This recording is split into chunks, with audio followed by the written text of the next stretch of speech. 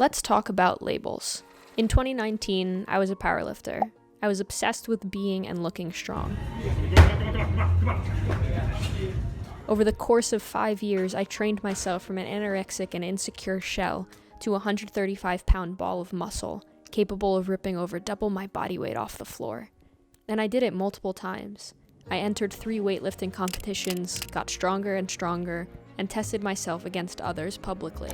But I didn't do it to win medals. I did it to win myself. I hired a coach. I built a network of strong people around me. I started measuring my worth by how many pounds I moved each week. I measured my value by how I looked in a mirror, despite knowing the dysmorphic ways the glass lies to us. Suddenly, I convinced myself that if I looked strong on the outside, then I could hide the fact that I was weak on the inside. So, did it work?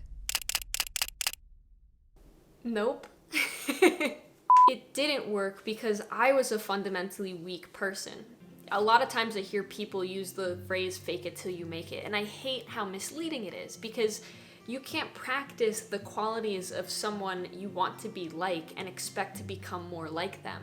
If I want to exude confidence, I can't just puff my chest out and stand up straight and become a more confident person. So how do we become more of X? How do we become more strong, more confident, more happy, more outgoing?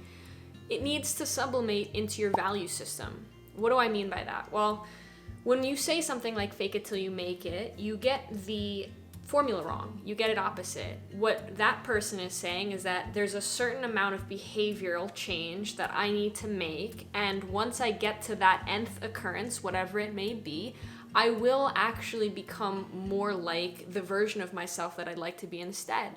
But that's the opposite of what actually happens. You need to first believe that you're capable of becoming more like the person who you want to be like one day. Or you need to, at some level, believe that you are that version today. And then over time, you'll be able to achieve that version by implementing the behavioral changes, by having a different outlook.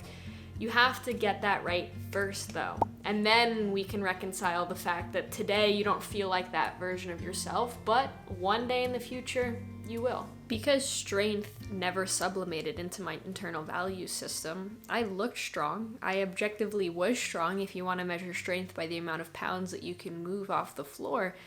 But I was fundamentally still a weak and insecure person. My base narrative was that I wasn't capable and that I wasn't strong.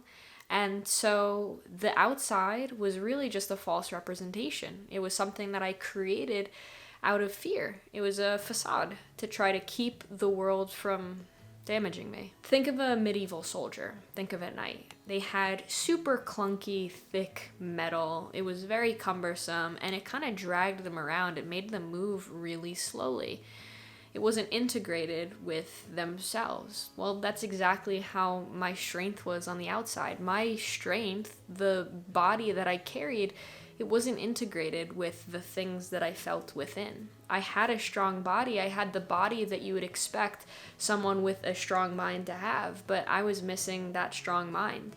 The muscle was there, the body was there, the body was capable, but my mind wasn't capable. And because they never integrated, because they never connected, I never became a strong person. The label that I wanted to be true, it just wasn't. So I wasn't a strong person, despite all my best attempts at faking it. So am I strong now? No, but that's okay, because I have the rest of my life to figure out how to integrate my body with my mind. I have the rest of my life to figure out how to feel strong and how to believe that I am strong, how to move past the things that have limited me in life and led me down a path where I felt like the only possible solution there was to hide under a shell of armor.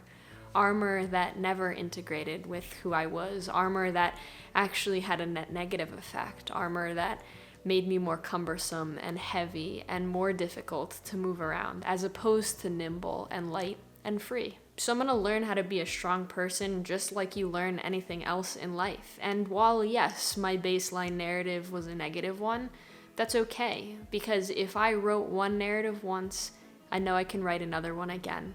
And this time, that story will integrate with who I am and who I want to be. Thanks for being here. I'll see you next week.